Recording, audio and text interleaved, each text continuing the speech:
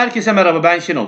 Bu video ile sizlere Word'de hazır yazılmış olan paragrafları nasıl ekleyebileceğinizi öğretmeye çalışacağım.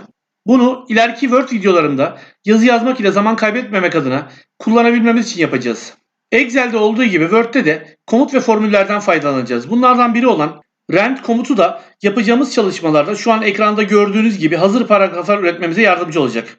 Şimdi nasıl yapıldığına bir bakalım. Bunun için öncelikle boş bir tane sayfa açıyorum şuradan. Ve buraya shift eşittir rend diyorum. Parantez açıyorum. Büyük veya küçük harf fark etmiyor. Kaç paragraflık hazır yazıya ihtiyacımız varsa o miktarı yazıyoruz. Ben örnek olması açısından 11 yazıyorum. Parantezi kapatıyorum ve enter diyorum. Bu şekilde hazır paragraflar geliyor. Bu paragrafların içeriğinde ne yazıyor bir bakalım.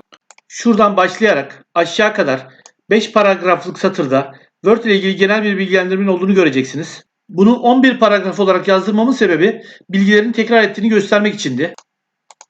Word'de paragraf ekleme ile ilgili anlatacaklarım bu kadar. Umarım videomu beğenmişsinizdir. Bundan sonraki videolarımı takip etmek ve öğrenmek isterseniz kanalıma üye olmanızı ve yeni videolarımdan haberdar olmanız için de bildirimleri açmanızı rica ediyorum. Şimdilik kendinize iyi bakın. Daha sonra tekrar görüşmek üzere.